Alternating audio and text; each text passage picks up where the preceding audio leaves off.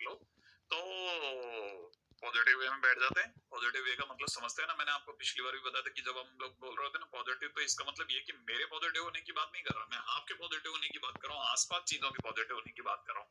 और आसपास में तो पता चलता भी है कि हाँ, चीजें अब पहले जैसी उतनी बुरी नहीं रही, अब बहुत चीजें सुधर गई हैं और अभी और सुधार बाकी है।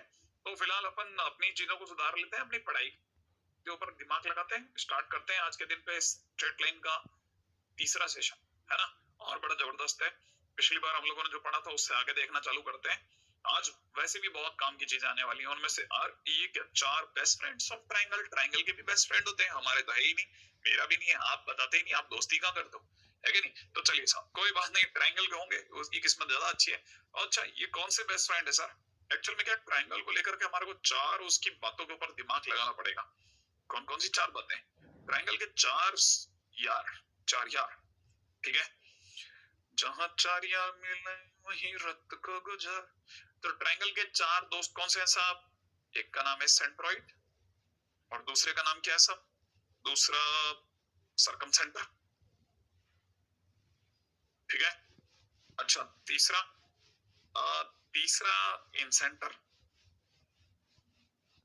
चौथा चौथा दोस्त कौन सा है? चौथा दोस्त का नाम है ऑर्थो सेंटर। एक पप्पू दोस्त भी है, ठीक है ना, और वो कौन है? वो है एक्सेंट। कम काम में आता है लेकिन आता है कभी कभी, ठीक है। तो वैसे देखा जाए तो ये 4 मेन है जो हमारे को ध्यान रखना है। उनमें से सबसे पहली चीज जिस पर हमारी बात होने वाली है वो है सेंट्रॉइड। सेंट्रॉइड तो इतनी मस्त चीज है ना, आप सोच ही नहीं सकते। पहली चीज मैं आपको हर एक चीज के बारे में बताता हूँ। जी से रिप्रेजेंट होता है, जी से रिप्रेजेंट होता है, बनता किससे? बनता मीडियन से, ठीक है। अब आप अगर भाई मीडियंस की डेफिनेशन भूल गया हो तो कोई तकलीफ नहीं है मेरे को। अगर ये ट्रायंगल है एबीसी, तो एबीसी में किसी भी साइड के मिड पॉइंट को पकड़ लें और वर्टेक्स से उसे जोड़ दें, मीडियन तैयार है। क्या? दोबारा बोल देता हूँ, किसी भी साइड के मिड पॉइंट को पकड़ लीजिए, वर्टेक्स से उसे मिला लीजिए, मीडियन तैयार है। जैसे इसका नाम अगर मैं डी रखता हूँ, इसका नाम अगर ई रखता हूँ, तो जो आपका एडी और बी ही है वो अपने आप में क्या है? मीडियंस है। हाँ, क्या है? मीडियंस।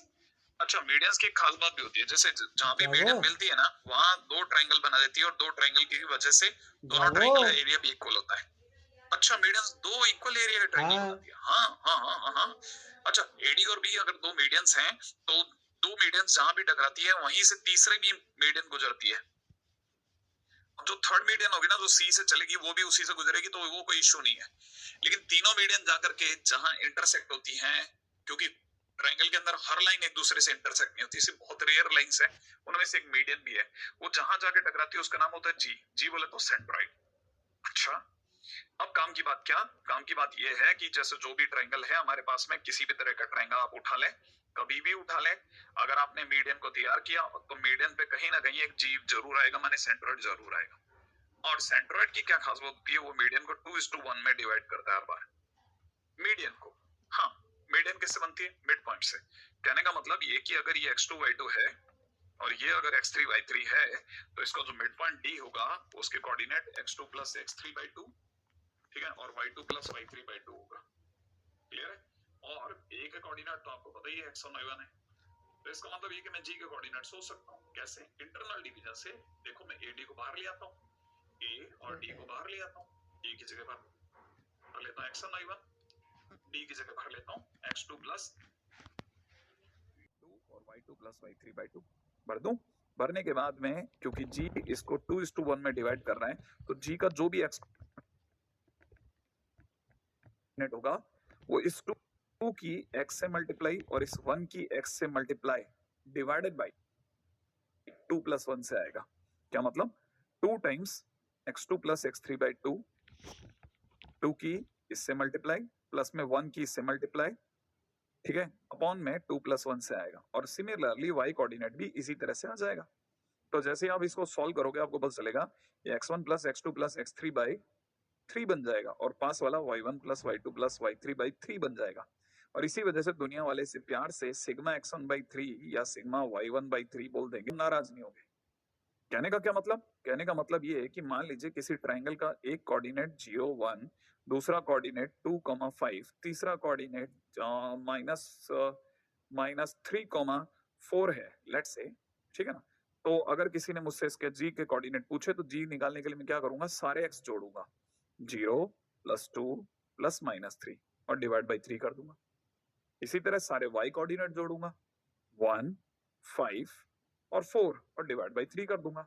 यहाँ इसको सॉल्व करना कोई मुश्किल बात नहीं, कुछ -1/3 बनेगा और ये 10/3 बनेगा और ये इसके सेंट्रोइड आ गया। कितना सिंपल है, मतलब सेंट्रोइड निकाला तो चुटकियों का खेल है।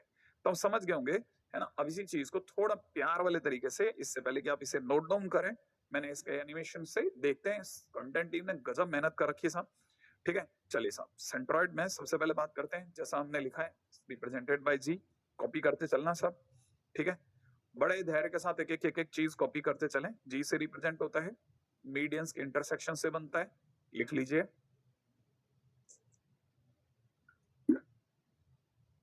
लिख लिया। मीडियंस के इंटरसेक्शन के बाद में हमेशा ट्रायंगल के अंदर ही मिलता है, कभी ऐसा नहीं होता कि सेंट्रोइड ट्रायंगल के बाहर चला जाए, वो हमेशा ट्रायंगल के अंदर रहता है। लिख लिया। अगला, अगर बाय द वे अगली लाइन में देखा जाए तो मीडियन जो है वो मैंने जैसे बताया था कि ट्रायंगल को दो बराबर एरियाज में डिवाइड करता है, ये एग्जैक्टली अगर है देखा जाए तो ऐसा है कुछ। ये मीडियन आया और मीडियन के कारण जो दो ट्रायंगल आए उनका एरिया अगर A1 और A2 है तो दोनों बराबर होंगे। ठीक है ना। अब अगर आपने ये भी लिख लिया तो अगले पॉइंट पे बात करते हैं। ये अगर हमारा ट्रायंगल एबीसी है ना, तो ये मीडियन है, इस पर ये वाला पॉइंट जी है, दिख गया। और जी जो है वो मीडियन को किस रेशो में डिवाइड करता है, ऊपर लिखा हुआ गया 2:1 में। सही है। अच्छा, अब यहाँ पे भी ये क्लियर हो जाए कि जो m के कोऑर्डिनेट हैं, ठीक है ना, वो अपने आप में x3 और x2 के मिड पॉइंट की वजह से x2 प्लस x3/2 और y2 प्लस y3/2 होगा, है ना भाई।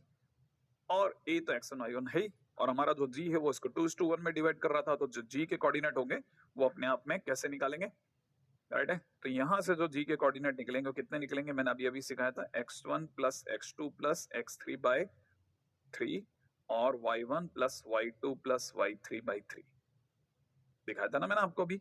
या यूं समझिए कि it is equal to sigma x1/3 sigma y1/3, है ना। सिग्मा का मतलब हमने सबको अटैच करके बोल दिया। अच्छा, एक और बात, ये अगर ऐसा है तो ये मीडियन नंबर 2, ये मीडियन नंबर 3, क्लियर है। अच्छा, अब काम की बात क्या है कि ये ट्रायंगल जो होगा ना, ये जो ट्रायंगल दिख रहा है आपको, है ना, ये ट्रायंगल, इसका नाम है, अगर जैसे मान लो ये सी है तो CF नाम रख लेते हैं। तो जो ट्रायंगल AGF दिख रहा होगा आपको, ठीक है ना, वो, और दूसरी तरह से एक और ट्रायंगल जो बच गया इसी साइड का, ये वाला दिखा आपको। इसका मतलब ये कि सर आप एबीसी ट्रायंगल की बात कर रहे हैं। हाँ, एबीसी ट्रायंगल में दो पार्ट हो गए, एक व्हाइट वाला और एक येलो वाला। तो येलो वाला क्या था, येलो वाले का नाम बोलो, बोलने की कोशिश करो, BGF। दोनों का एरिया भी बराबर होगा। हाँ, ये भी बात ध्यान रख लेना, ठीक है ना। हाँ, मीडियन सिर्फ ट्रायंगल को दो हिस्सों में नहीं बांटती, बल्कि सेंट्रॉइड के कारण जो ट्रायंगल बनते हैं उन्हें भी दो हिस्सों में बांट देती है। अच्छा, आपके हिसाब से सर इसका मतलब ये कि आप ये कहना चाहते हो कि ये वाला ट्रायंगल जो ग्रीन वाला है और ये जो दूसरा आपने ब्लू वाला ट्रायंगल बनाया है, ये दोनों का एरिया भी बराबर होगा। हाँ, तो अब आप समझ गए होंगे ना, एरिया भी बराबर आने वाले हैं। क्लियर है।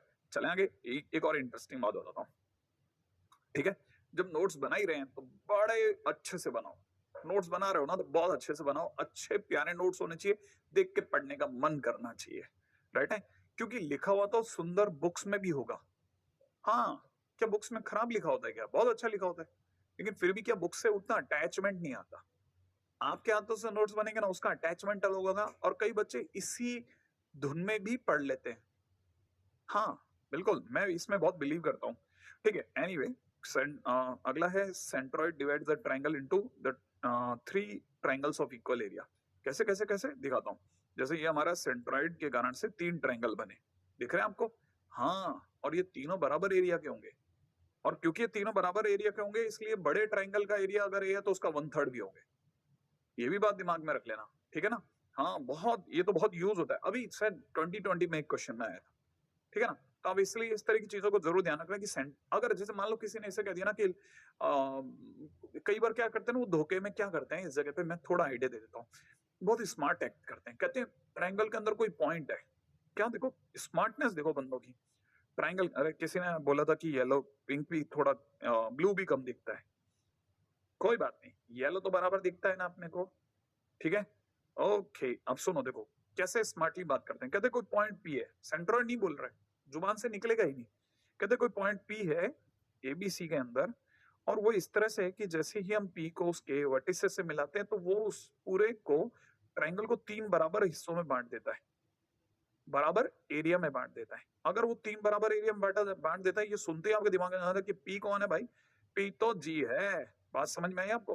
हाँ, पी तो यहाँ क्या है, जी का रोल निभा रहा है। इसका मतलब सेंट्रोइड का रोल निभा रहा है। तो आप सेंट्रोइड, जैसे वो पी बोले आपको 1 मिनट भैया आते हैं और ये कहकर आप भाग लो सेंट्रोइड निकालने में, आया? हाँ, तो ये कोई मुश्किल वाली बात नहीं है ना। चलो, अब अगर आपको मेरी बात समझ में आ गई तो अगले पॉइंट पे बात करते हैं। नेक्स्ट पॉइंट क्या कहता है? नेक्स्ट पॉइंट कहता है इन सेंटर। अभी इन सेंटर क्या चीज है? इन सेंटर बड़ी जबरदस्त चीज है। इन सेंटर को समझाने के लिए, है ना, एक काम करते हैं, है ना, मैं आपको थोड़ा अलग से समझा देता हूँ। जरा ध्यान से देखना, मैं इन सेंटर को समझाने के लिए 2 मिनट लूंगा आपसे। देखिए साहब, बहुत सारी बातें मेरे को आपको इससे पर्सनली भी करनी है। जैसे सपोज करो ये ट्राइंगल है, ठीक है ना। अच्छा, इस ट्राइंगल का नाम क्या है? एबीसी।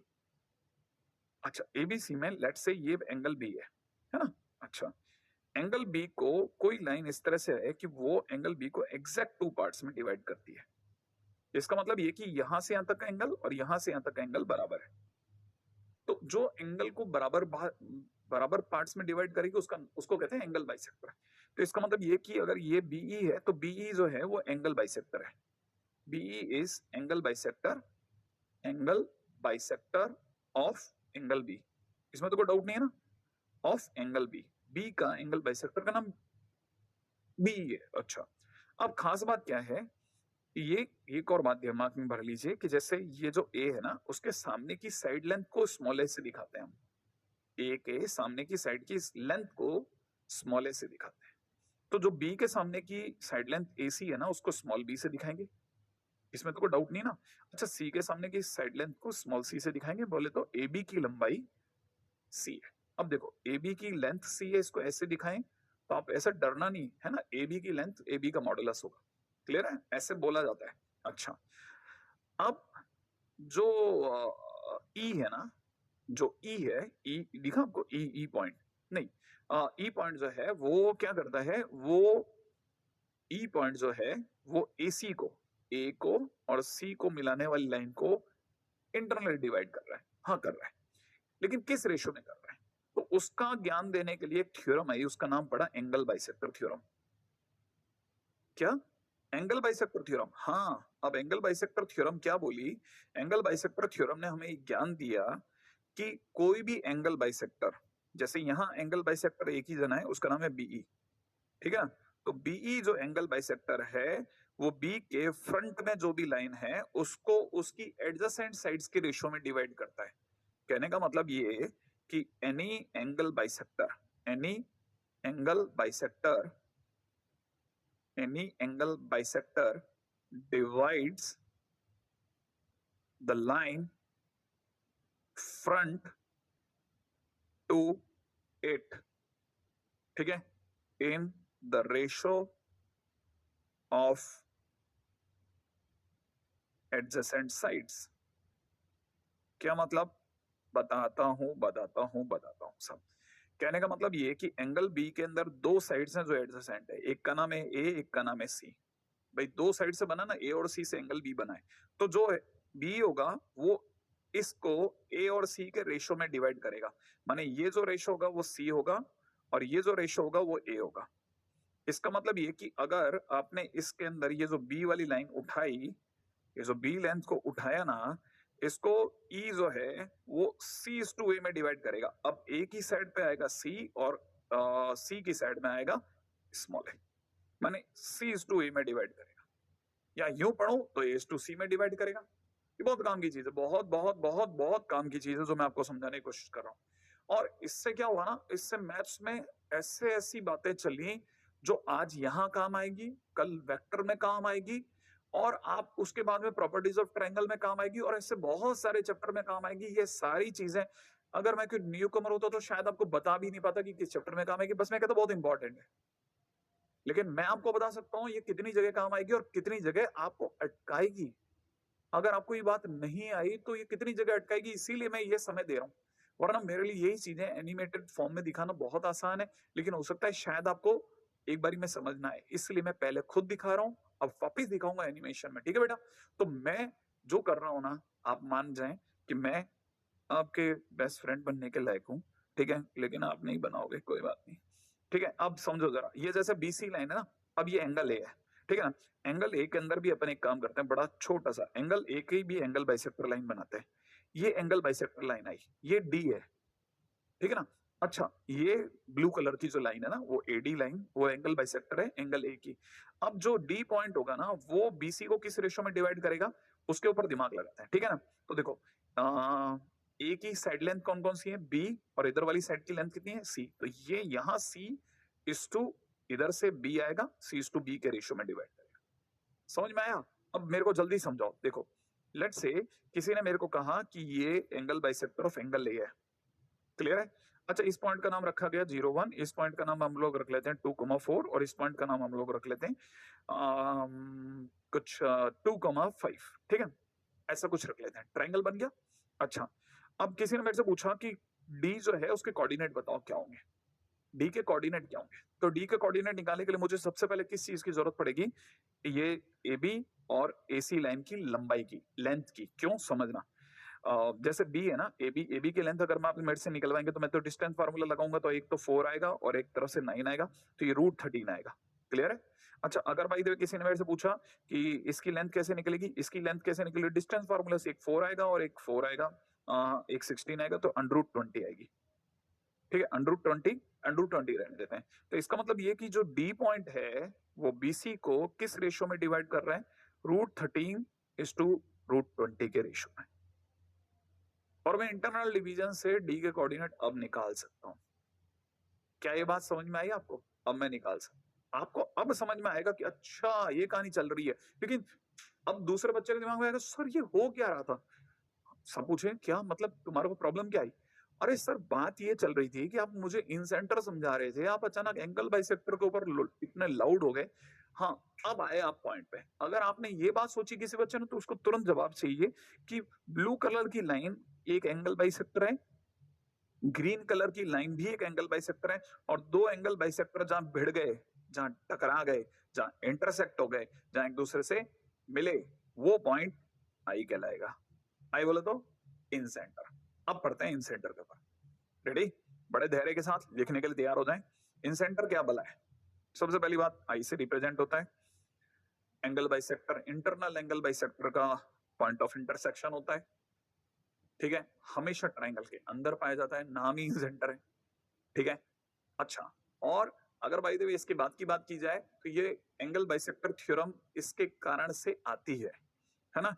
और एंगल बाइसेक्टर थ्योरम क्या चीज है, उसको हाईलाइट करके लिख लीजिएगा। अगर आपने अभी तक एंगल बाइसेक्टर थ्योरम नहीं लिखी है तो कृपया एंगल बाइसेक्टर थ्योरम भी लिख लें। लिखा? Angle bisector always divides the line in front to it in the ratio of the adjacent sides, है ना? और जैसा आपको देखना, बहुत ध्यान से देखिएगा, जैसे एंगल बाइसेक्टर है तो ये बी और ये सी इधर आ जाएंगे। याद है ना, बी कौन है? बी के सामने वाली साइड की लेंथ है। अभी दिखाता ना, डिस्टेंस फार्मूला से मैंने लेंथ निकाली थी, भूल तो नहीं गए? है ना? क्वेश्चन की जरूरत नहीं है, क्वेश्चन तो मैं ऐसे ही कभी भी कैसा भी बना दूंगा, लेकिन बस आपको मेरे फंडामेंटल्स याद रखने हैं, है ना? चलो पहले आप यहां तक लिख लो।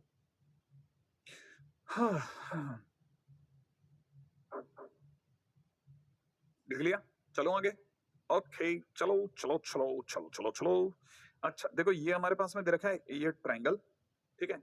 अब बड़े ध्यान से इस पॉइंट को देखना। अभी तक जो पिछला ट्रायंगल दिया था ना, उसमें हमने कोई वो नहीं लिया था, क्या कहते हैं, कोऑर्डिनेट्स नहीं लिए थे। अब जरा कोऑर्डिनेट्स के साथ डील करते हैं। कोऑर्डिनेट भी डरावने। 11th के अंदर x1 y1 सुनकर मेरा तो दिमाग घूम गया, क्या x1 y1 लगा रखा है सर? कोई बात नहीं, है ना? लेकिन तब मैं खुद का टीचर होता तो मैं उसे अपने आप को खुद बहुत प्यार से समझाता कि देखो एक-एक चीज़ समझो। पहले धीरे-धीरे, धीरे-धीरे लर्निंग स्टेज तक लाने के लिए पहले कुछ दिन तक हैबिट बनानी पड़ती है। तो एक हैबिट बनाओ कि 3 अगर कोऑर्डिनेट है तो पहले का नाम x1 y1 बोलना है, दूसरे का नाम x2 y2 बोलना है, तीसरे का नाम x3 y3 बोलना है, ठीक है? अच्छा A के सामने की लेंथ कितनी? स्मॉल a, B के सामने की लेंथ कितनी? स्मॉल b, C के सामने की लेंथ कितनी? स्मॉल c, ठीक है? लेंथ की ज़रूरत क्यों है? एंगल बाइसेक्टर थ्योरम के लिए। अच्छा और ये जो ग्रीन कलर की लाइनें हैं, ये क्या है? Angle bisector. एंगल बाइसेक्टर जहां टकराते हैं वो क्या जगह होती है? इन सेंटर। क्लियर है ना? हाँ मेरे क्वेश्चंस के जवाब मेरे साथ साथ देते रहो। जैसे जैसे आप जवाब देते रहोगे आपको याद होना चालू होगा। क्लियर है? अच्छा इन सेंटर का नाम आई। दिख रहा है आई? आपको आई दिख रहा है बराबर? ठीक है? अच्छा आप बताओ आई कैसे आया? एंगल बाइसेक्टर से। एंगल बाइसेक्टर कोई थ्योरम रखता है? रखता है। क्या थ्योरम होती है? कि एंगल बाइसेक्टर थ्योरम कहती है कि हमेशा सामने वाली साइड को किसके रेशियो में डिवाइड करती है? उसके एडजेसेंट साइड्स के। ठीक है? अब ये जो बीसी लाइन है इसे उठा के हम बाहर ले आते हैं क्योंकि ये सी टू बी में डिवाइड हुई थी डिवाइड। आगे बढ़े, ठीक है ना? अच्छा अब यहाँ एक और चीज मेरे को बहुत बहुत बहुत काम की चीज समझानी है, ठीक है? मैं आपको ये बताना चाहता हूँ कि बीसी की लेंथ स्मॉल है। कितनी है? स्मॉल है। ये जो स्मॉल लेंथ है इसको ये जो डी पॉइंट है किस किस रेशियो में डिवाइड कर रहा है? सी टू बी में, ठीक है? अच्छा मैं आपसे एक बात कहता हूँ 10 केजी पोटैटो को, ठीक है ना, इसको अगर बाय द वे हम कुछ 1:4 में डिवाइड करें, ठीक है ना, तो कैसे किसके पार्ट में कितना आएगा? अगर मैं 10 किलो आलू को 10 केजी पोटैटो को 10 किलो बटाटा को, ठीक है, और कोई नाम तो याद नहीं आ रहा, ठीक है, तो अगर बाय द वे ये 10 किलो आलू को अगर मैं 1:4 में डिवाइड करूं तो बताइए किस थैली में कितना कितना आएगा? तो बहुत सिंपल सा आंसर है, हम कहते हैं बहुत सिंपल सा आंसर है, अगर आपको पता तो बढ़िया, नहीं तो मैं जवाब देता हूँ। जो 1 केजी वाली थैली में आएगा उसमें 1/1 + 4 मल्टीप्लाइड बाय 10 केजी आ जाएगा और जो 4 वाला साइड है उसमें 4/1 + 4 मल्टीप्लाइड बाय 10 केजी आएगा। आप सॉल्व करके देख लेना, सॉल्व करने पे शायद ये कुछ 2 केजी बन रहा है और ये कुछ 8 किलो बन रहा है, तो 10 किलो हो गए ना दोबारा से। और 2:8 1:4 है। अब आप चाहो तो ऐसे भी देख सकते हो, लेकिन जिनको फार्मूले समझ में आए बढ़िया है, जिनको नहीं समझ में आया कि पर्पज अचानक सर आलू में कहाँ घुस गए, उनको बताता हूँ। मुझे ए को C/B में डिवाइड करना था, मुझे ए को C/B में डिवाइड करना था, तो जो ये C वाला पार्ट होगा C/B + C, ठीक वैसे ही जैसे 1/1 + 4 मल्टीप्लाइड बाई ए, तो ये जो BD वाली की लेंथ होगी वो इतनी होगी और जो ये DC वाला पार्ट है उसकी लेंथ कितनी होगी? B अपॉन, क्योंकि उसका पार्ट का मान उसकी पार्ट की रेशियो जो रेशियो वैल्यू है वो कितनी B है, तो B/B + C multiplied by A।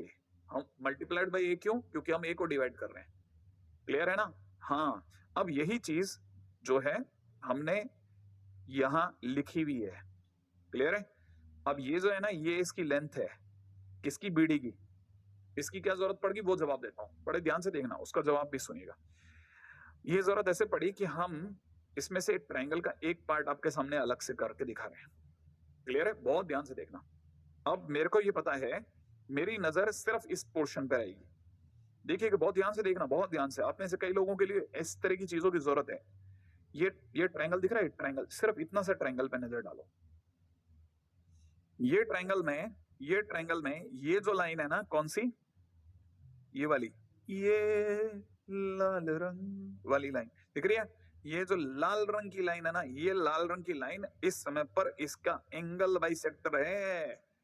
अरे और ये जो एंगल बाइसेक्टर होता है वो हमेशा सामने वाली साइड को उसकी एडजेसेंट साइड्स के रेशो में डिवाइड करता है। तो ये वाली साइड की लेंथ अगर सी है तो ये सी, और ये वाली साइड की लेंथ अगर इतनी है तो इसको पहले तो कलर सुधारें, सी इज टू AC/B + C में डिवाइड करेगा और करेगा तो C से C भी कटेगा। कैसे कटेगा? क्योंकि ये डिवाइड का मतलब बड़ी वाली लाइन होगी। फिर क्या होगा? फिर B + C ऊपर चला जाएगा और A नीचे रह जाएगा। इसीलिए दुनिया इसे मिटाएगी और कहेगी, क्या कहेगी?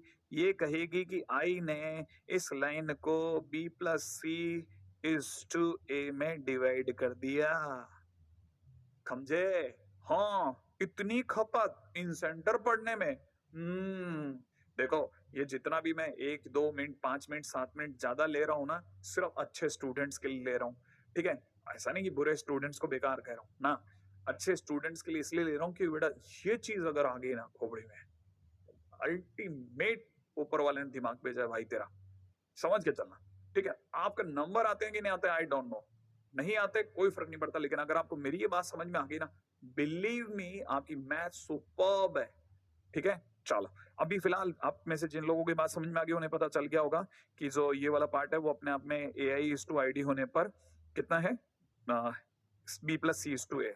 अरे ये कटने पिटने के बाद ये है। ठीक है ना। अच्छा, इससे क्या हुआ सर, इससे ये हुआ कि हमने इसको अलग किया, अलग करने के बाद में ए और सी के कोऑर्डिनेट, ए और डी के कोऑर्डिनेट लिखे, और ratio B plus C is to A था, और इस वजह से जो इसका x कोऑर्डिनेट h हुआ, वो h इज इक्वल टू क्या होगा, b plus C multiplied by ये वाला x, और a मल्टीप्लाइड बाई ये वाला x। समझ रहे हो। और ऐसा हुआ यहां, हाँ यहां देखो, a मल्टीप्लाइड बाई x1 और b plus C multiplied by this all, और इस b प्लस सी से इस b प्लस सी का टायर पंचर, नीचे इन दोनों का sum b plus C plus a, similarly के भी निकला। ठीक है, ये निकल गया इतना, इसकी फाइनल वैल्यू इतनी आ गई और के की फाइनल वैल्यू इतनी आ गई, और यहां से हम फाइनली आई का फार्मूला डिराइव कर पाए। मैंने बहुत टाइम ले लिया आपका। ठीक है, अब इस जगह के बाद में मैं आपका उतना समय नहीं लूंगा, लेकिन मैं इसको दोबारा रिवाइज भी नहीं कराऊंगा, बस मैं आपको सिर्फ चीजें समझा चुका हूं कि हमने एक बहुत मेहनत के साथ एक चीज सीखी। ठीक है, अब चलते हैं इसके फार्मूले पे। फार्मूला बड़ा इंटरेस्टिंग है। हर साइड की लेंथ की उसके सामने के एक्स से मल्टीप्लाई हो रही है। क्या क्या क्या क्या क्या क्या क्या सर, क्या? देखो बताता हूं, इसमें ए की मल्टीप्लाई इस x1 से हुई है ना, ए x1 बी x2 सी x3 अपॉन ए प्लस बी प्लस सी। नहीं आया समझ में? जैसे मान लो कि सपोज ये कुछ 0,1 था, और वो पता नहीं कितना था, 2,4 था, ये 2,5 था, याद आया?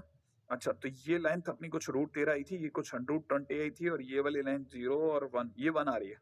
तो मैं क्या करूंगा, अगर आप मेरे से इन सेंटर मांगेंगे ना, तो मैं 1 मल्टीप्लाइड बाई 0 उसके सामने का x लूंगा, √13 मल्टीप्लाइड बाई इसके सामने का x लूंगा, तो 2√13 प्लस 20 मल्टीप्लाइड बाई इसके सामने का x लूंगा, तो 2√20 अपॉन नीचे कितना 1 प्लस √13 प्लस √20 लिख दूंगा। ये इसका x कोऑर्डिनेट है, और सिमिलर वे में मैं y के साथ भी खेलूंगा। ठीक है, जिनको ये बात पकड़ में आई ठीक है, नहीं तो दोबारा देखिए, 1 की मल्टीप्लाई x से, सामने वाले के x से, √13 की उसके सामने के x से, √20 की उसके सामने के x से, और डिवाइड बाय नीचे तीनों का सम, साइड्स की लेंथ का सम। मुझे पता नहीं, मेरे को रटा हुआ नहीं है, मैंने अभी निकाला था, शायद अगर गलत हो तो देख लेता हूँ एक बार जरा, कि √13 नहीं आ रहा, पता चला आप में से कोई फैल जाए। आ तो रहा है, तो कोई गड़बड़ वाली बात तो नहीं लग रही। ठीक है, सही है, और आप y कोऑर्डिनेट खुद सोच लें। चलो आगे, बहुत ज्यादा समय ले रहा हूं, आगे बढ़ूंगा। अब आता है यक्स सेंटर। क्या? यक्स सेंटर, ये क्या चीज है सर? एक्चुअली में क्या ना, इन सेंटर एक होता है और एक्स सेंटर 3 होते हैं। क्या 3 होते हैं? हाँ 3 होते हैं। आप यूं समझो कि जैसे इनके पहले नाम बता देता हूँ, I1 I2 I3। अच्छा, दूसरी बात ये क्या है, ये एक इंटरनल एंगल बाइसेक्टर और 2 एक्सटर्नल एंगल बाइसेक्टर के मिलने से बनते हैं, उतना इंपॉर्टेंट नहीं है, लेकिन फिर भी बता रहा हूँ। ठीक है, अच्छा इसका डायग्राम देख लें आप, ये ट्रायंगल, ट्रायंगल के अंदर, एक से दोबारा देखो, दोबारा देखो, दोबारा दिखाता हूँ, दोबारा ध्यान से देखना, ध्यान से देखो, है ना। काश मैं इसे रोक पाता। दोबारा, इससे पहले कि मैं बताऊं, फिर से देखना देखना देखना, एबी से ट्रायंगल बनेगा ना, खट से ने ए से एक लाइन निकलेगी, वो उसका बाइसेक्टर है।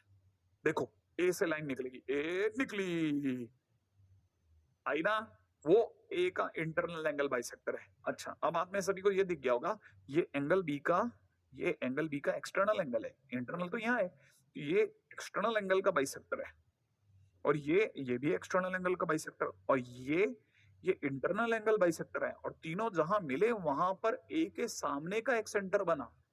अच्छा, मतलब बी का सामने का अलग होता है? हाँ, बी का इधर कहीं बनेगा, इस साइड में, यहां कहीं बनेगा भाई बी का, इस लाइन पर, इस लाइन को मिलाने पर बनेगा। और फिर सी का कैसे बनेगा सर? मैंने कहा सी का भी बनेगा, सी का इस साइड से बन जाएगा भाई, इसको बढ़ा दो, इसको बढ़ा दो, सी की लाइन बढ़ा दो, इसको मिलाओ, उसको मिलाओ और यहाँ बन जाएगा सी का। इवन आप में से कोई तेज तर्रा लड़का है ना, तो उसे राज की बात बताता हूँ, ये जो इन सेंटर ये एक्सेंटर बने ना, I1 I2 I3, ये भी एक ट्रायंगल होते हैं।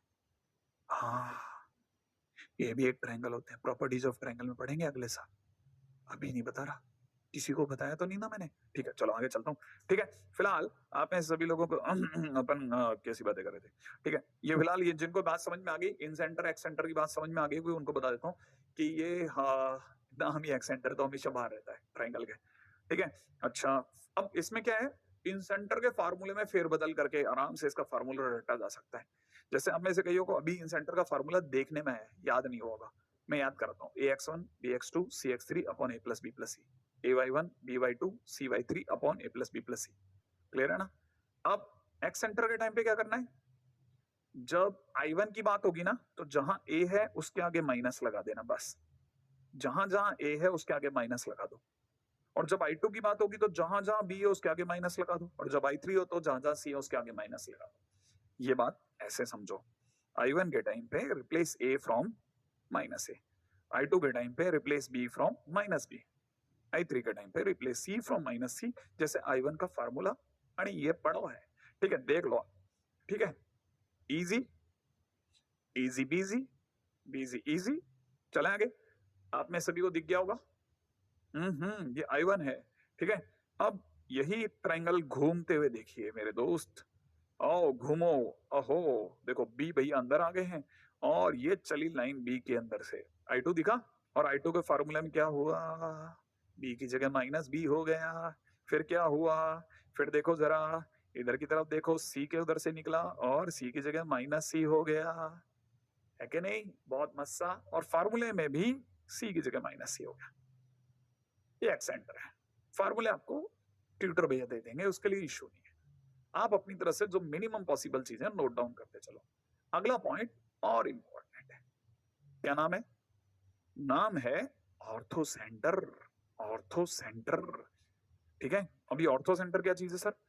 अब देखो, मीडियन भिड़ लिए, मीडियन टकरा लिए, फिर हमने एंगल बाइसेक्टर टकरा लिए, अब हम ऑल्टीट्यूड टकराएंगे। अच्छा, और जहां ऑल्टीट्यूड टकराएंगे उससे ऑर्थो सेंटर बनेगा। ठीक है, उसे एच से शो करते हैं। ठीक है, ortho centre is represented by H. याद रखने में बहुत समय लगेगा, लेकिन धीरे धीरे याद हो जाएगा। ठीक है, बहुत क्वेश्चंस करेंगे तब होगा। तो सबसे पहले लिख लो, एच से रिप्रेजेंट होता है। ऑल्टीट्यूड से बनता है, ये ऑल्टीट्यूड, दूसरा ऑल्टीट्यूड, ये तीसरा ऑल्टीट्यूड। ऑल्टीट्यूड बोले तो 90-90 मिलाने वाले। डायग्राम बना लो। ठीक है, आराम से डायग्राम बनाए, कोई जल्दी नहीं है, आराम से डायग्राम बनाए। ठीक है, मैं भी बनाता हूँ, देखो बाजू में, आप बोले तो ऐसा मैं भी बनाता हूँ। ये एक ऑल्टीट्यूड, ये एक ऑल्टीट्यूड, और ये तीसरा ऑल्टीट्यूड, ये 90, ये 90, ये 90 बन गया, और एच दिखा दो। ठीक है, आपके सामने मैंने फिर बना दिया ना। हाँ, ठीक है, point of intersection of altitude से बनता है, और एक्यूट एंगल ट्रायंगल होने पर, कहने का मतलब जब ट्रायंगल के तीनों एंगल 90 से कम हो, तब ये ट्रायंगल के अंदर पाया जाता है, जैसा दिख रहा है ना बाजू में। हाँ, it lies inside the triangle only when triangle is acute angle triangle। ठीक है ना? ओके, हाँ ये तो याद है ना, मीडियन मिड पॉइंट से बनती है और ऑल्टीट्यूड परपेंडिकुलर डालने से, है ना?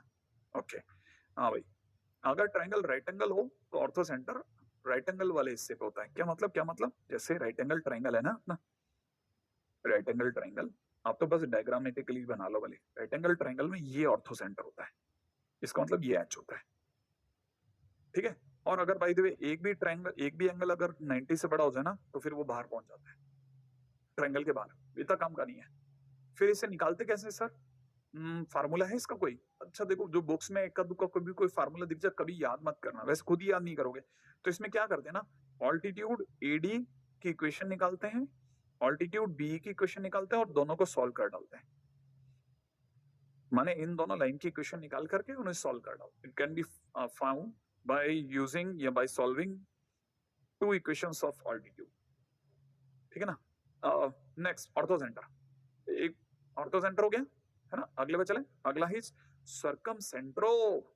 अरे सेंट्रो कार होती है ना, सेंट्रो कार, हाँ ये सर्कम सेंट्रो है। सेंट्रो, क्या बोला, सेंट्रो, क्या बोला, सेंट्रो। ये क्या हो रहा है सर, सर्कम सेंटर क्यों नहीं बोल रहे, सेंट्रो कैसे बनता है, ठीक है, परपेंडिकुलर बाइसेक्टर से बनता है। एक मिनट सर, पहला मीडियन से बना था, दूसरा इंटरनल एंगल बाइसेक्टर से, अभी वाला आपने ऑल्टीट्यूड से बनाया, और अब आप किसके पीछे पड़े हो, परपेंडिकुलर बाइसेक्टर। हाँ परपेंडिकुलर बाइसेक्टर, इसे ओ से रिप्रेजेंट करते हैं, इसीलिए लोग इसे सर्कम सेंट्रो बोलते हैं। आया, अरे सर्कम सेंट्रो, देखो देखो स्क्रीन पे सर्कम सेंट्रो, अब दिखा, हाँ ये तो याद रह जाएगा ना। ये कैसे निकालते हैं भाई, एक पॉइंट मान लेते हैं एक्स वाई, और उसकी तीनों वर्टिसेस से दूरियां निकाल करके और सबको इक्वल कर देते हैं और सॉल्व कर लेते हैं, दो दो को जोड़ जोड़ के। भाई देखो ना, दो को सॉल्व करेंगे, एक्स वाई में एक इक्वेशन आएगी, उसे इक्वेशन 1 नाम दे देंगे, इन दोनों को सॉल्व करने पे एक्स वाई में दूसरी इक्वेशन आएगी, उसे इक्वेशन 2 नाम दे देंगे और दोनों को फिर डील कर लेंगे। That's it. कैसे, देखो दिखाता हूं, ये परपेंडिकुलर बाइसेक्टर नंबर 1, ये नंबर 2, दोनों जहां मिले वहां ओ आ गया। अब जो ओ है ना, उसकी खास बात क्या होती है, ओ की तीनों से दूरियां बराबर होती हैं। कैसे कैसे कैसे, देखो ओ की बी से डिस्टेंस, ओ की ए से डिस्टेंस, और ओ की सी से डिस्टेंस इक्वल होती है, तीनों बराबर होती हैं। और सर इस बार वो ट्रायंगल ट्रायंगल बराबर नहीं होते ना, कभी नहीं, ये सिर्फ बराबर सेंट्रोइड में होते हैं, ठीक है, इसमें नहीं होते, हाँ ठीक है ना, ये ध्यान रखना।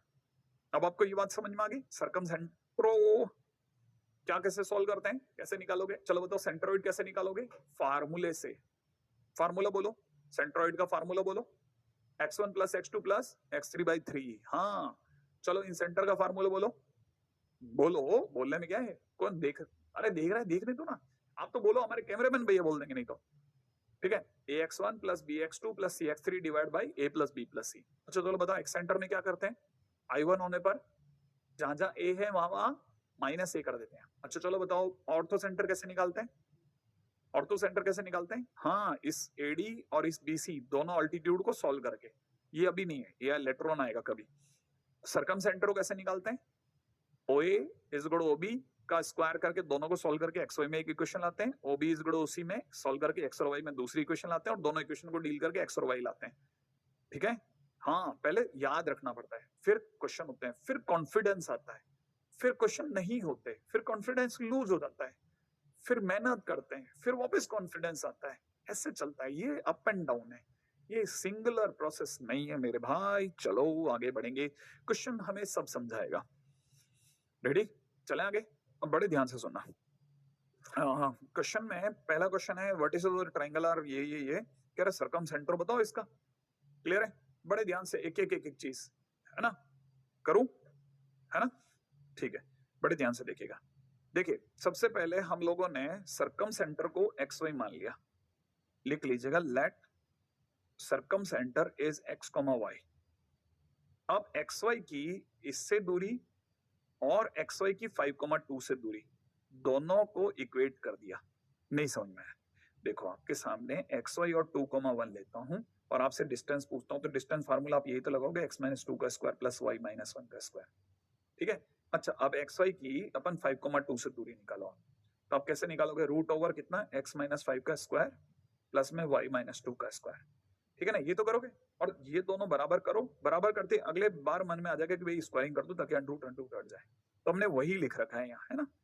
अच्छा जैसे ही इसे खोलेंगे ना तो एक्स स्क्वायर कट जाएगा, और कटने के बाद में ये बचेगा, x square y square cut जाएगा, ये दो जने बचेंगे, दोनों को एक तरफ लिया है, ये बचेगा, 2 से फिर डिवाइड कर दिया, ये आ गया, ये क्वेश्चन नंबर 1 है, ठीक है। तो आप चाहो तो आप लिख लो, जैसे इसमें क्या है ना, इसका नाम A रख लेता हूं, इसका B, इसका C रख लेता हूं, तो मैंने OA square is equal to OB square को सॉल्व किया है, और आप चाहो तो सीधे ये लाइन लिख लो, राइट है। अच्छा अब मैं क्या कर रहा हूं, है ना, OB स्क्वायर और OC स्क्वायर को सॉल्व कर रहा हूं, ठीक है, दोनों को सॉल्व करने पर मेरे पास ये लाइन आई, आप सिर्फ ये लाइन लिखें। अब क्योंकि देखो जैसा मैंने कहा था ना, OA स्क्वायर OB स्क्वायर को सॉल्व करके एक्स वाई में एक इक्वेशन आएगी, फिर एक्स वाई में दूसरी इक्वेशन आएगी, और दोनों इक्वेशनों को सॉल्व करना कौन सा मुश्किल काम है। 3x प्लस वाई बराबर 12, x माइनस वाई बराबर 1, सॉल्व करने का मतलब टिंग, ये 4y इज इक्वल टू 13 बोले तो y की वैल्यू 13/4। ठीक है, तो x की वैल्यू 1 + 13/4 बोले तो 17/4। सही है, मेरे से कुछ गलती होगी क्या? x + y is equal to इतना और ये बराबर 12, यहां से 4x नहीं, यहां से 4x, ओहो मैं y मिला गया रे। y की वैल्यू कितनी आई? ओ सॉरी, x की वैल्यू है 13/4 और x की वैल्यू अगर 13/4 आ गई तो y इज इक्वल टू 13/4 - 1, तो y इज इक्वल हो जाएगा 9/4। अब तो सही है, ओके चलो, है ना, देखते हैं ये क्या आंसर। ओह देखा, तो अपन ने क्या किया, ये कर लिया। अब चलते हैं दूसरे क्वेश्चन पे। दूसरा क्वेश्चन भी अगर किसी ने कर लिया है और उसका आंसर अगर 3 ABC है तो बहुत बहुत बधाई अभी से। ठीक है, अच्छा जिन लोगों को फाइट मारनी है मेरे साथ में आ जाओ फटाफट से। जैसे ये क्या क्वेश्चन वाला क्लियर बोल रहा है कि सेंट्रॉइड है, इन 3 पॉइंट से बना है, ठीक है, और सेंट्रॉइड ओरिजिन है। अरे जी दे रखा है 0 0, अरे ओरिजिन दिया ना ओरिजिन, तो जी 0 0 गिवन है। अब लेकिन जी कैसे निकालते हैं? जी निकालते हैं पता x1 + x2 + x3/3। Very good, बस मैं ये सुनना चाह रहा था आपसे। a + b + c/3। अच्छा, और इसका y coordinate b + c + a, और ये कितना दे रखा है बेटे? ये दे रखा है 0,0। इसका मतलब ये कि ऑब्वियस सी बात है इसकी वैल्यू 0 है, माने a + b + c/3 की वैल्यू 0 है। इसका मतलब कोई भी समझ जाएगा a + b + c ही 0 है। तो ये पहला पॉइंट है जो मेरे को पकड़ना है। अच्छा, a + b + c जब भी 0 होता है तब ठीक है, a³ + b³ + c³ की वैल्यू 3abc होती है। हाँ, ये मैं बता चुका हूं ऑलरेडी, कईयों बार बता चुका हूं, और अब इस पे टाइम नहीं वेस्ट करेंगे। चलो दौड़ते हैं आगे, राइट है? तो याद है, बात समझ में आई आपको? ओरिजिन दे रखा था, मैंने अपना सेंट्रॉइड निकाला और इसे इक्वेट कर दिया, और जो कंडीशन है उस पे a³ + b³ + c³ 3abc होता है। आराम से कॉपी करें।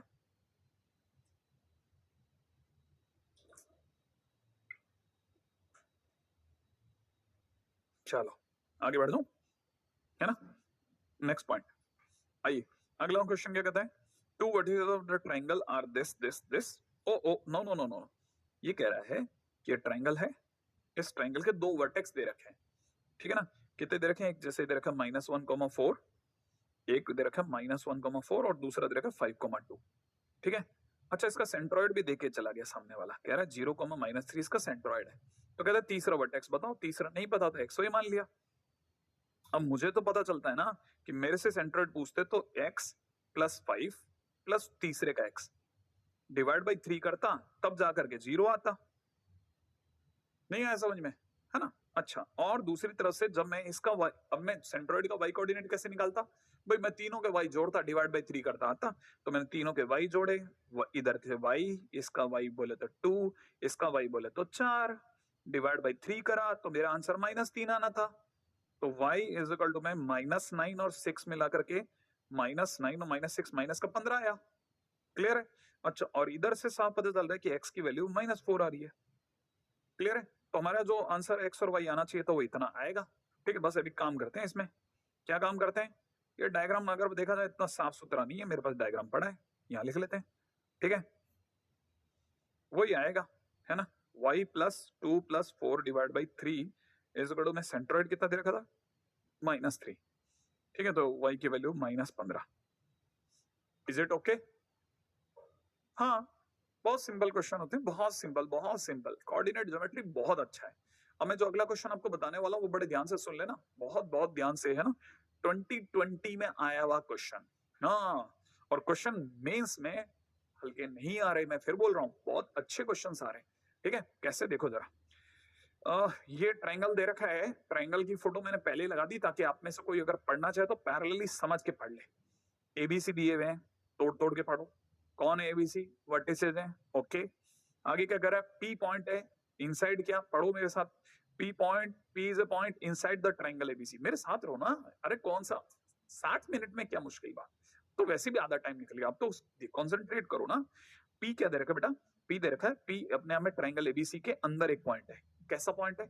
इस तरह से कि ट्रायंगल एबीसी, ट्रायंगल एपीपी और ट्रायंगल बीपीसी तीनों के एरिया बराबर है। और मैं आपको पहले ही समझा के चुका था क्या, कि अगर ट्राइंगल के अंदर कोई भी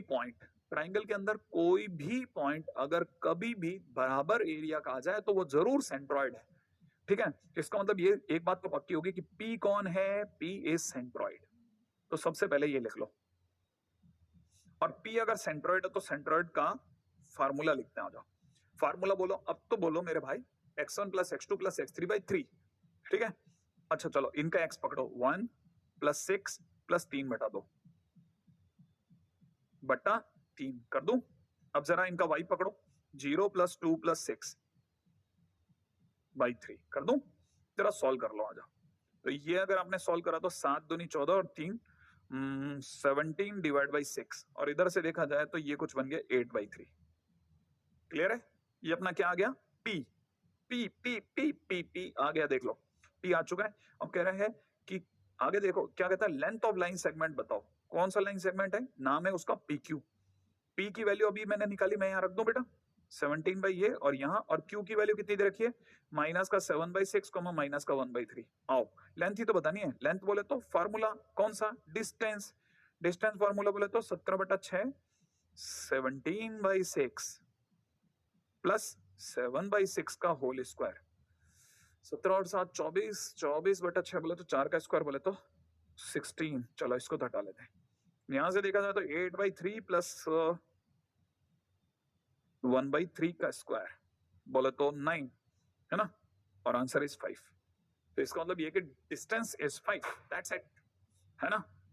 बहुत खूबसूरत क्वेश्चन था, मेंस में आया था, देखते ही पता चल रहा है कि क्वेश्चन देखने में डराया होगा, स्टूडेंट्स लोग डरे होंगे, वो जिन्हें क्वेश्चंस को लंबा देखने की आदत नहीं है। लेकिन अगर आप में पेशेंस है, तोड़ तोड़ के पढ़ने की इच्छा है, खास तौर पे आप अगर आपके अच्छे दोस्तों में मैथ्स की जानकारी प्राप्त करने के लिए जीबी सर जैसों का नाम है, तो क्वेश्चन बनते हैं, है ना। चले आगे, चलो अरे चलो आगे चलते हैं, ठीक है। अपनी तारीफ खुद ही। ये क्या कह रहा है, क्वेश्चन वाला कह रहा है तो what is the triangle are, triangle भी दे रखा है सामने सामने, ये है, तो कह रहा है इन सेंटर बताओ। इन सेंटर का फार्मूला मैंने लिखवा दिया है, ठीक है। अच्छा, ये फार्मूला मैंने इसलिए लिखवाया है ताकि मैं इसमें टाइम वेस्ट ना करूं। पहली बात, अगर किसी ने मेरे से पूछा यहाँ ए बी सी क्या है, तो ए बी सी लेंथ है, कैसे निकालेंगे, डिस्टेंस फार्मूला से। जैसे अगर मेरे से कोई पूछे कि ए कैसे लाओगे सर, तो भाई डिस्टेंस फार्मूला लगा के ले आऊंगा। अरे देखो ना, ऐसा लगा लेते हैं, -2 -5 का स्क्वायर प्लस इसका 4 इसका 5, 4 -5 का स्क्वायर बोले तो यहां से कितना है 49, यहां से आया 1 बोले तो √50 बोले तो 5√2 आया। सही कह रहे, सही है ना, ए आ गया। अब ए के बाद में अपन निकालते हैं क्या, बी। आ जाओ बी की लेंथ निकालते हैं, बी की लेंथ भी 5√2 आई, डिस्टेंस फार्मूला है कि नहीं। सी की लेंथ भी निकाली 6√2 आई, और ये भर लेते हैं पहले, ठीक है। भर दिया, एबीसी की लेंथ भर दी, देखो मैंने, कोई मुश्किल वाली बात, कोई मुश्किल वाली बात नहीं है। तो कहना मतलब हमने एबीसी कैसे निकाले, फार्मूले से। फार्मूला कौन सा, डिस्टेंस फार्मूला। क्या आपको लगाना आता है, हाँ लगाना आता है। क्या आप खुद लगाते हैं, हाँ मैं खुद लगाता हूँ, किसी से लगवाते तो नहीं है, नहीं मैं किसी से नहीं लगवाता हूँ, खुद ही कर रहे हैं ना, तो ये आ जाएगा। ओके, अब क्या करना है, मैंने बताया था इन सेंटर के टाइम पे हमेशा लेंथ की उसके सामने के एक्स से मल्टीप्लाई करो, फिर इसकी लेंथ की इसके सामने के एक्स से मल्टीप्लाई करो, इसकी लेंथ की इसके सामने के एक्स से मल्टीप्लाई करो, और डिवाइड बाई लेंथों का सम। समझ रहे हैं, ऐसा 4√2, 4 multiplied by 5√2, 5 multiplied by 6√2, 4 multiplied by 5√2, 5 multiplied by 6√2 and 5√2 multiplied by -2 upon में लेंथों का सम। एकदम नया शब्द ढूंढा है मैंने, लेंथों, ठीक है। जैसे लोग कहा करते हैं पेड़ों, एक्चुअली हाँ। तो चले आगे, ये आई आया, इसी तरह से सॉरी आई का एक्स आया, ऐसे वाई आएगा, सॉल्व करेंगे, सॉल्व करके मार्पेट टाइप पे फाइनली 5/2 5/2 आ जाएगा। तो incentre is 5/2, 5/2। Clear, when concept is clear then everything is clear, if nothing is clear then something is not clear। Okay, शानदार शानदार बातों के बाद चलते हैं आगे, रेडी। तो मेरे शानदार बढ़िया बढ़िया दिमाग वाले दोस्तों, अब मैं इससे पहले कि आगे चाहूं, रिमार्क लिखना है, ठीक है। कुछ क्वेश्चंस करने के बाद रिमार्क डालो, रिमार्क रिमार्क, ठीक है, रिमार्क पे बात करो। क्लियर, रिमार्क क्या कहता है, पहली चीज सुनो, सबसे पहले लिखो इन राइट एंगल ट्रायंगल,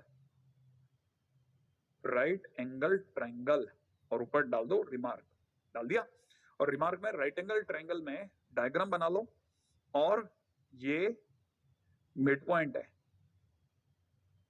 किसका, हाइपोटेन्यूज का।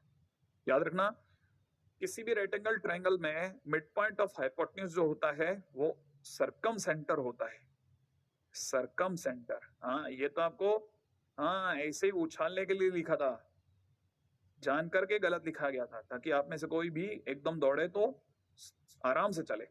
सरकम सेंटर लिख लिया। और जो राइट एंगल वाला पॉइंट होता है, राइट एंगल वाला पॉइंट होता है वो ऑर्थो सेंटर कहलाता है, ऑर्थो सेंटर लिख लो, लिख लिया। हाँ पहला रिमार्क डन, ठीक है। अब मैं दूसरा रिमार्क लिखाता हूं, लिख लो। तो अगला रिमार्क है फर्स्ट, सेकेंड रिमार्क इन आइसोसेलेस ट्रायंगल, डायग्राम बनाओ मेरे साथ। आइसोसेलेस ट्रायंगल, आइसोसेलेस ट्रायंगल का मतलब ये दोनों साइड्स बराबर हैं। आइसोसेलेस ट्रायंगल में HGIO है ना, HGIO, HGIO हमेशा एक लाइन में होते हैं, HGIO कोलिनियर होते हैं, ठीक है। लिख लो फटाफट से, ठीक है। अगला, अगला देखिएगा, अगर by the way equilateral triangle हो, सी पॉइंट डालिएगा, इन इक्विलेटरल ट्रायंगल, लिख लिया, ठीक है। HGIO are coincident, HGIO are same point, same point, okay. अगला, ठीक है, in normal triangle and it is one of the very very very very very very very very very very very very very very important line, ठीक है। in normal triangle, ठीक है, माने any other than to this, ठीक है। कौन से, equilateral को छोड़ करके बाकी सब में कंसेप्ट काम करता है, ठीक है। HGO आर कोलिनियर, कोलिनियर लिख लिया, ये हमेशा एक लाइन में होते हैं, and G divides line in ratio 2:1, ठीक है। बहुत बहुत काम की चीज है, बहुत काम की चीज, उस पर भयंकर बढ़िया क्वेश्चन बनते हैं। और अपन चलते हैं आगे, चलें नेक्स्ट पॉइंट के ऊपर बात करें। अगला पॉइंट सुनिएगा, बहुत जरूरी है अगला पॉइंट। अगला पॉइंट कहता है कुछ इंपॉर्टेंट थ्योरम्स। यहां मैं थोड़ा फास्ट निकलूंगा, है ना, पहले बोल रहा हूं, यहां मैं थोड़ा फास्ट निकल जाऊंगा। अरे इतना भी फास्ट नहीं, मेरा फास्ट ही अलग होता है यार, तुमको पता है ना, मैं भूखे रह के फास्ट करता हूँ, तुम लोग अलग समझते हो यार। हाँ अरे ब्रेकफास्ट नहीं करता मैं फास्ट ब्रेक करूंगा। अब सुना, बच्चों वाली थ्योरम्स हैं कुछ, लेकिन कुछ बहुत भयंकर भी हैं। मैं प्रूफ नहीं दे रहा, सिर्फ लिखाऊंगा, ठीक है। और अगर बाय द वे मैं नहीं लिखा पाऊं तो आपको ट्यूटर भैया दे देंगे, ठीक है। किसी भी क्वाड्रिलेटरल के मिड पॉइंट को मिलाने पे पैरेललोग्राम बनता है, बनता है, दिख रहा है, दिख रहा है, ठीक है। एक्चुअल में राइट एंगल ट्रायंगल के अंदर जो मीडियन की लेंथ होती है ना, वो हाइपोटेन्यूज की आधी होती है। क्लियर है कैसे, वो बता देता हूँ। इसके पीछे की थॉट है कि कोई भी वैसे दिखेगा नहीं तो आपको मानना ही पड़ेगा, सेमी सर्कल जो होता है ना, उसमें बनने वाला हर ट्रायंगल राइट एंगल होता है। अरे ये तो पता था सर। देखो ये अपना सेमी सर्कल, इसमें कहीं भी अचानक से एक ट्रायंगल बना दो, राइट एंगल बनेगा, बनेगा बनेगा बनेगा। तो ये उसकी हाइपोटेन्यूज हो गई, हो गई हो गई हो गई, हाइपोटेन्यूज ही उसका डायमीटर हो गया, हो गया हो गया हो गया। अच्छा इसका जो भी मिड पॉइंट होगा वो इसका सेंटर हो गया, किसका सेंटर हो गया, सर्कल का, ओके हो गया हो गया। अच्छा जो भी इसका मिड पॉइंट होगा वही हाइपोटेन्यूज का मिड पॉइंट भी होगा, होगा होगा होगा। इसको अगर भाई मैं तीसरी लाइन से मिला दूं तो ये इसकी मीडियन हो गई, क्योंकि मिड पॉइंट को, किसी भी लाइन के मिड पॉइंट को सामने वाले वर्टेक्स से मिलाने पर मीडियन क्रिएट होती है, होती है होती है होती है, ठीक है ना, ये मीडियन हो गई। अच्छा जो मीडियन है ना वो बाई चांस इसकी रेडियस भी होगी, हाँ हो गई हो गई हो गई। तो ये भी रेडियस, ये रेडियस हो गई, और बाई चांस ये भी तो रेडियस है मेरे भाई, अरे इसकी लेंथ भी तो रेडियस ही है, ये भी तो रेडियस है, तो तीनों बराबर हो गए क्या, नहीं हो गए, हाँ। और है ना, चले आगे, ओके ओके मेरे भाई, चलो आगे बढ़ेंगे। चलो अगला पॉइंट है ना, अपन अपना टाइम भी बचाए ना, ज्यादा बढ़िया। The diagonals of the parallelogram bisect in right angle. Right angle में अगर कभी भी किसी पैरेललोग्राम के डायगोनल बाइसेक्ट करें तो इसका मतलब वो रोम्बो रोम्बो है, बोले तो रोम्बस है। समझ में आया? रोम्बस बोले तो काजू कतली। हाँ चले। हाँ अगला पॉइंट सुनेगा, the diagonal of the isosceles trapeziums are always equal. Isosceles trapezium, हाँ जिसके बेस एंगल बराबर हो। बेस एंगल, हाँ अरे बेस में बनने वाले ये एंगल अगर बाय द वे बराबर बराबर है ना, तो इनके डायगोनल भी बराबर होंगे। आया? देखने में आ गया ना? हाँ अगला देखो क्या कहता है, किसी भी पैरेललोग्राम में साइड के स्क्वायर का ट्वाइस, साइड के स्क्वायर के सम का ट्वाइस उसके डायगोनल के सम के, डायगोनल के स्क्वायर के सम के बराबर होता है। डायगोनल के क्या बोले सर? डायगोनल का स्क्वायर का सम d1 का square plus d2 square is equal to उसके साइड्स a और a का स्क्वायर का सम b और b के स्क्वायर के सम के बराबर होता है, माने a square plus b square के ट्वाइस के बराबर होता है।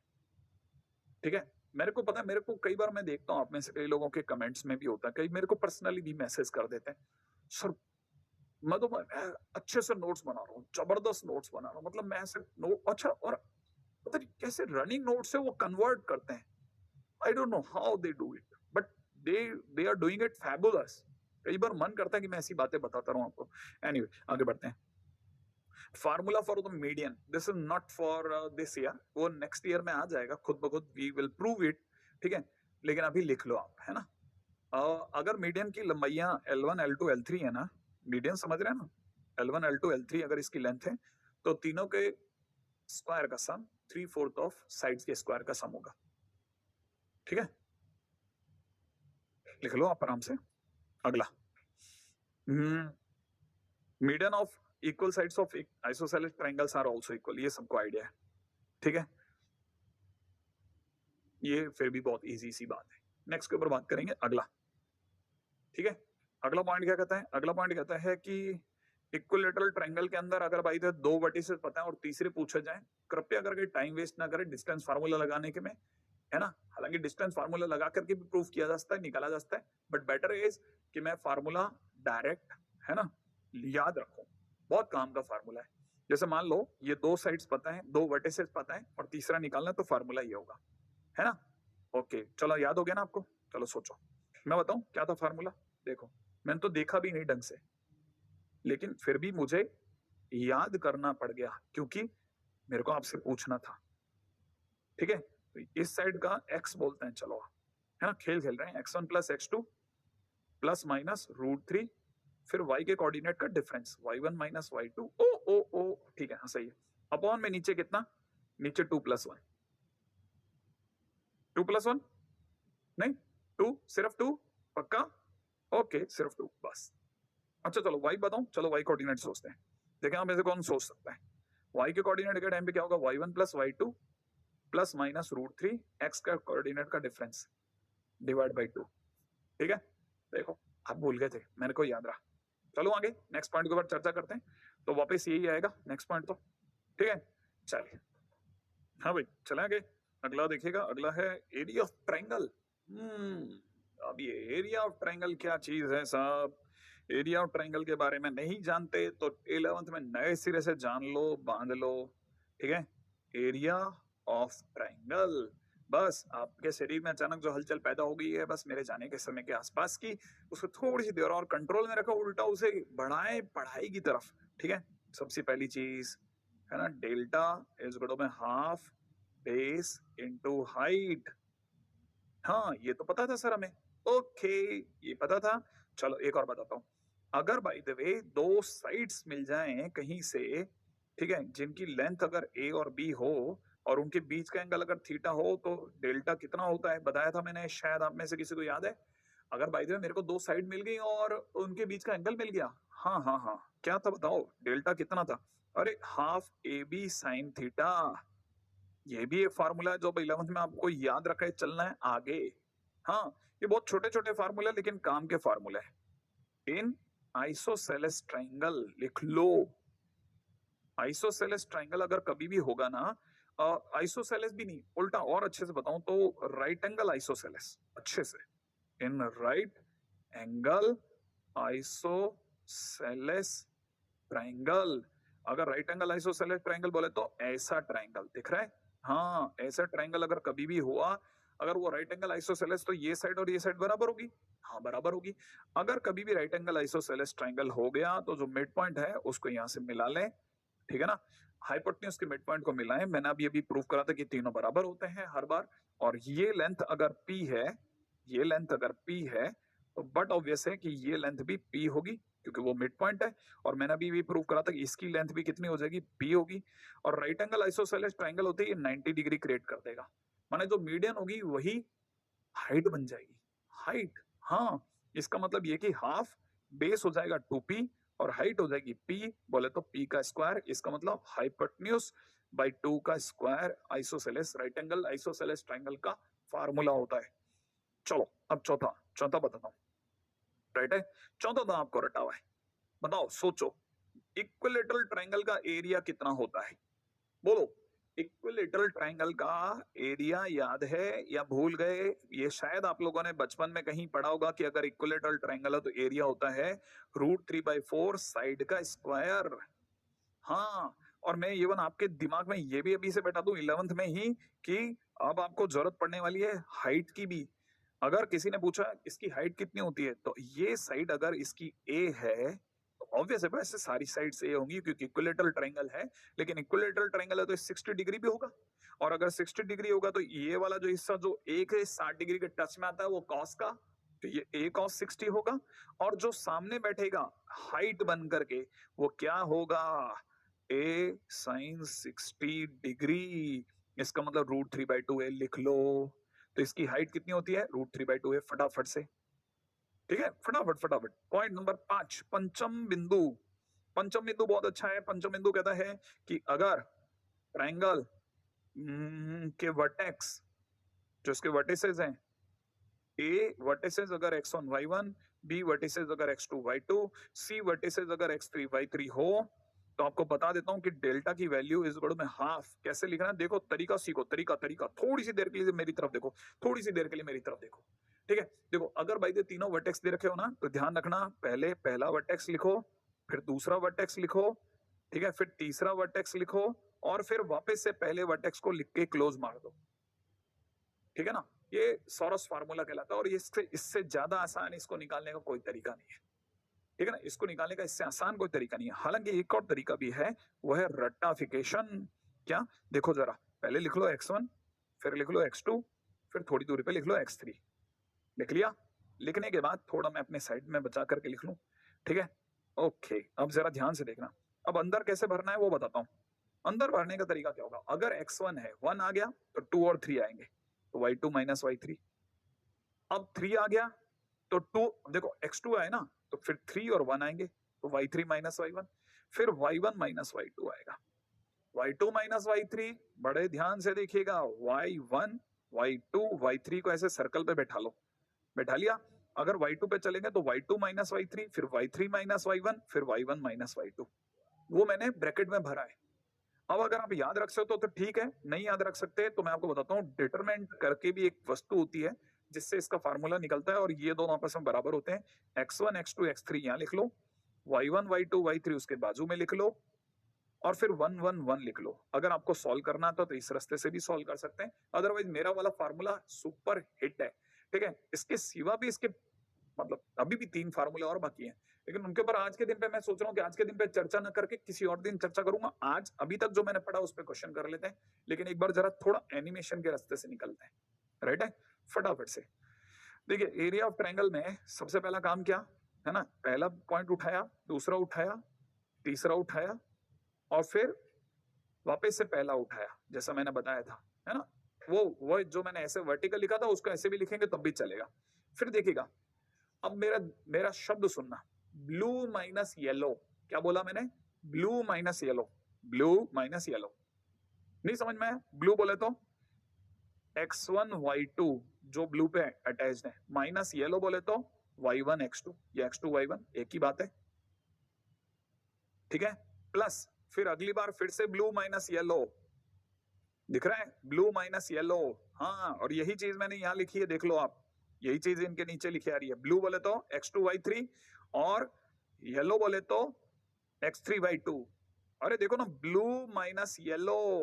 अब अगला सोच लो, ब्लू किधर से किधर जोड़ेगा, इन दोनों को ब्लू जोड़ेगा, और येलो क्यों आएगा, यू आएगा, ठीक है ना। तो ये हमेशा ऐसे ही काम करते हैं, ब्लू माइनस येलो, ठीक है। तो याद रखना x3y1 माइनस x1y3, इसी को चाहो तो कॉमन कॉमन लेकर के वही मैंने दोबारा था x1 x2 x3, फिर ब्रैकेट के अंदर y2 minus y3 y3 minus y1 y1 minus y2, जो मैंने अभी बताया था, और इसी को डिटरमिनेंट में ऐसे भी लिखते हैं, ठीक है। अब जाते जाते बस इस पे क्वेश्चन नहीं हुए तो सब बेकार हो जाएगा, क्लियर है। हाँ, अगर बाय द वे कोई भी 3 पॉइंट अगर कोलिनियर है, तो कोलिनियर होने का मतलब ये कि ये ट्रायंगल जीरो हो जाएगा। हाँ, ये तीनों पॉइंट इस पे आ जाएंगे। अगर ट्रायंगल एक भी पॉइंट ऊपर रह गया तो ट्रायंगल बनेगा। अरे नहीं समझ में आया, देखो ना, जैसे सपोज करो ये 2 पॉइंट है ए और बी, अब सी अगर कहीं पे भी इस लाइन पर ना होकर के कहीं भी इधर उधर भी हो गया तो एक ट्रायंगल बनेगा। बनेगा कि नहीं बनेगा, बनेगा। और ट्रायंगल बनेगा तो उसका एरिया होगा कि नहीं होगा, होगा। इसका मतलब ये कि जब तक ट्रायंगल का एरिया है तब तक ये सी पॉइंट ए और बी को मिलाने वाली लाइन पे नहीं है। लेकिन जिस दिन ए और बी के बीच में कहीं सी आ गया तो ट्रायंगल नहीं बनेगा। हाँ, और ट्रायंगल अगर नहीं बनेगा तो एरिया जीरो होगा। इसे ये बात समझ में आई ना। हाँ, तो याद रखना, इसीलिए हम क्या कहते हैं कि जब भी 3 पॉइंट आपस में कोलिनियरिटी की बात करते हैं तब 100% उनका एरिया जीरो होता है। ऐसे आया, और एरिया जीरो होने का मतलब समझ गए, वो डब्बा जीरो हो गया, डिटरमिनेंट जीरो हो गया। क्वेश्चन करते हैं, समझ में आएगा। पहला क्वेश्चन, बस जाते जाते खटाखट क्वेश्चन कर देता हूँ। Find the area of the triangle जिसके वर्टिसेस दिए हैं। डेल्टा मारा, 1/2 लगाया, यहाँ लिखा 3 2, फिर लिखना अगला 11 8 8 12, फिर से 3 2 से क्लोजिंग मार दी। लिखने के बाद में इसको लिखा 1/2 ब्रैकेट ओपन, पहले ये दोनों की मल्टीप्लाई 24 माइनस, फिर इन दोनों की मल्टीप्लाई, ठीक है 22, फिर प्लस, फिर अगले वाले में वापस से देखिएगा। अगर बाय द वे इस बार चूक गए कोई बात नहीं, इस बार मत खराब करना। 11 इंटू 12 132 माइनस, फिर 8 इंटू 8 बोले तो 64, प्लस अगले वाले के अंदर फिर दिमाग लगा लीजिए, 8 ये पहले इसकी मल्टीप्लाई माइनस इसकी मल्टीप्लाई, तो ये हो जाएगा कितना 16 माइनस 36, ऐसे, ठीक है। 1/2 की जगह 1/2, ये दोनों मिलाकर के हो गया 2, इन दोनों का मिलाकर के कितना हो गया साहब 62 होता तो 70, 70 में से भी ये दो कम 68, मिलाकर के 70, फिर वापस आ गया, और प्लस 20, आंसर इज 45, ठीक है। तो done, answer is very very well 45, clear है। अच्छा, अब इसी प्रकार से क्या मैं दूसरे का एरिया निकाल सकता हूं, सोचते हैं।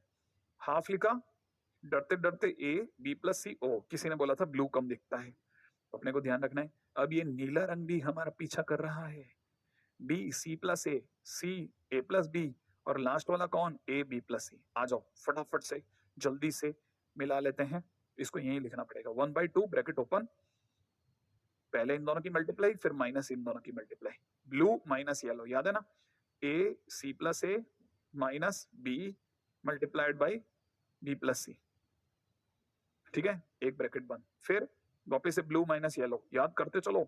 तो याद रखना ये ब्लू माइनस येलो, तो पहले blue blue blue blue blue देख लेते हैं, B multiplied by A plus B minus yellow बोले तो C multiplied by C plus A, ठीक है। फिर आगे चलते हैं, ठीक है। Next blue C multiplied by B plus C minus yellow, yellow बोले तो ये दोनों A multiplied by A plus B, ready. Half की जगह हाफ, डरते डरते हिम्मत करते हैं, A C plus A square minus B square minus B C, है ना, प्लस अब इन दोनों की multiply A B plus B square minus C square minus A C, फिर अगली वाले की मल्टीप्लाई कितना B C plus C square minus A square minus A B. आ जाओ फटाफट उड़ाने का टाइम, कोई ए बी है, हाँ है, ए सी है, बी सी है, और कुछ रह गया C square B square B square, ओहो ये तो सब कट मरे भाई मेरे, जीरो आंसर आया। तो इसका आंसर है जीरो। पिछले वाले का तो बराबर था ना, 70 और 20, सही है। एक मिनट दोबारा देख लेते हैं, पिछले वाले का आंसर कितना होगा, 24 माइनस 11 8 के हिसाब से 24 माइनस ये बराबर है, ये तो 2 एकदम झकास है। इस वाले का भी आंसर देख लेते हैं, 11 8 और 12, ठीक है। ये हो गया 132 माइनस 64, 132 माइनस 64, 62 होता तो 70, 70 में से 2 कम 68, सही है। और यहाँ से आया 16 माइनस 36 बराबर है 20, 20 और ये मिलाकर के कितना हो गया 90, ठीक है।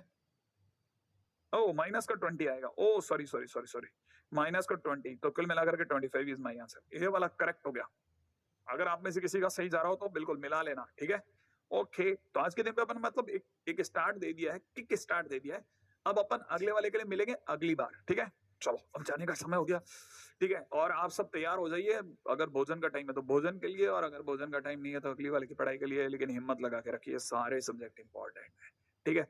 अपन चलते हैं आगे, अगले वाले के लिए मिलेंगे बढ़िया तरीके से और अच्छे से मेहनत कर करके और सुंदर डायग्राम्स के साथ में और ज्यादा क्वेश्चंस के साथ अगली बार मिल रहा हूँ। बहुत ज्यादा पॉजिटिव होकर के कोशिश कर रहा हूँ। आप मेहनत कीजिए, डीपीपीज अगर बराबर बनाइए, खूब सारे क्वेश्चंस कीजिए, आसपास की सारी बुकें रख दीजिए, माता पिता का खूब सम्मान करें, खूब उनसे आशीर्वाद पाएं, क्या मालूम उनसे चीजें समझ में ज्यादा जल्दी आ जाए, ठीक है? भाई बहनों से नोकझोंक चलती रहेगी। जय हिंद।